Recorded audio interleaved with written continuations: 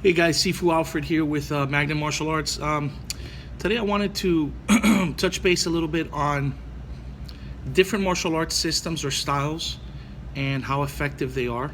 The reason I'm even bringing this up today is a dear friend of mine since like second grade today in conversation just asked me, Sifu, what is the most effective style out there?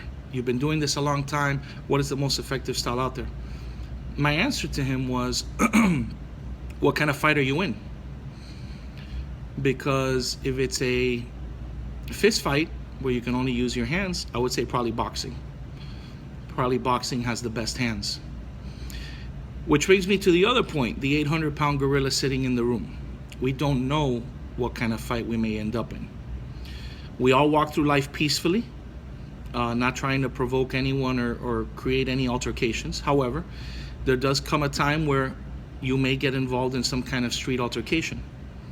Do you want to go into that street altercation thinking, well, I'm really good with just my hands? Or I'm really good at my kicks. I'm really awesome with my kicks. But maybe not as good with the hands. Or if I get taken to the ground, I don't know much ground. See, herein lies the problem. What style is more effective or most effective in combat or in martial art, in a street fight?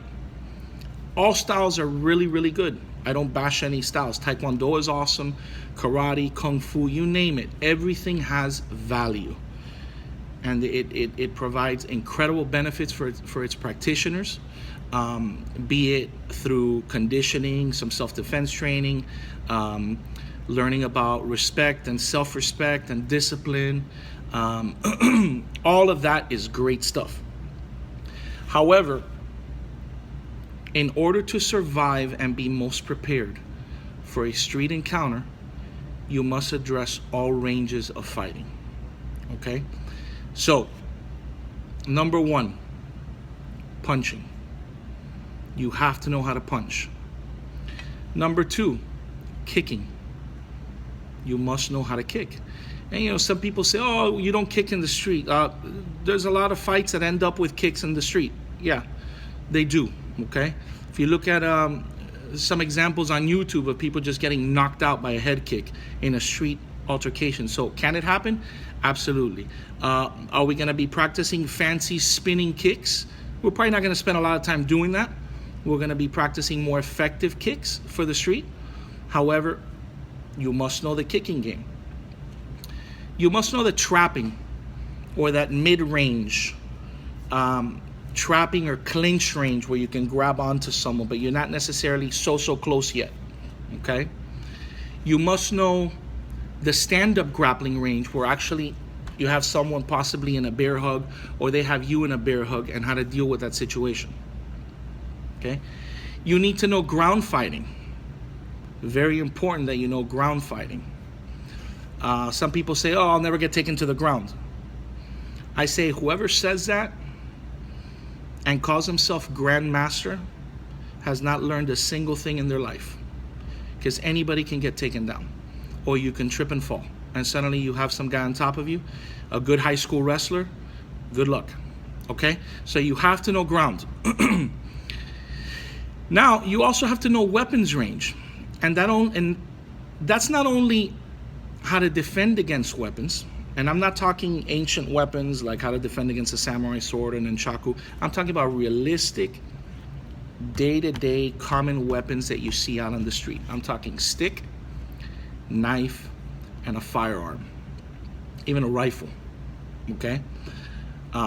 You should know defenses or disarms against those kind of weapons, as well as knowing how to use a stick, how to use a knife, and even firearms, okay? That right there, along with physical conditioning and some knowledge of self-defense against unexpected attacks that suddenly hit you out of nowhere, where you have to rely on some kind of self-defense maneuver to get you out. I believe that is the most complete solution to being well-rounded. Okay, case in point, I'll give you an example. You're in a parking lot, there's nobody around, some guy wants to start something with you, and this guy starts punching at you. What kind of fight are you in? Okay, you're kind of like in a fist fight, in a boxing match. Okay, so having good hands would help you there. But now maybe you say, oh, I'm gonna kick this guy. You throw a kick and he rushes you. Suddenly he's on top of you. Now what kind of fight are you in? You're in a ground fight. Okay, while you're trying to get up from the ground, because we don't want to be there too long. Okay, we want to try to get back up from the ground. He pulls a knife from his back pocket. What kind of fight are you in now? You're in a ground fight with a knife. Okay, now his buddy comes around the corner, joins in. Now you're in a mass attack scenario, which is another thing that I didn't talk about. You should have some ideas of how to work against a mass attack. The reality is, most people that say, oh, we're a mass attack system, take that with a grain of salt. How many people can you fight at one time?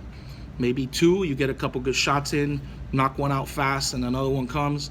But there are strategies of lining people up, and so you don't have to fight them all at once, okay? But that's a little bit more later on in training, okay? So, as you can see, what seemed to be a simple boxing fight or fist fight with the hands turned into a ground fight, turned into a ground fight with weapons, turned into mass attack. So, which is the most effective system? Is it a kicking system? Is it a punching system? Is it a wrestling system? You tell me, okay? Hopefully this answers some of the questions out there. Just wanted to throw this out there today just based on one of my friend's questions to me.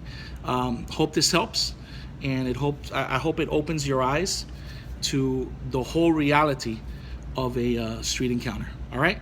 Sifu Alfred signing off. Make it a great day. Boom.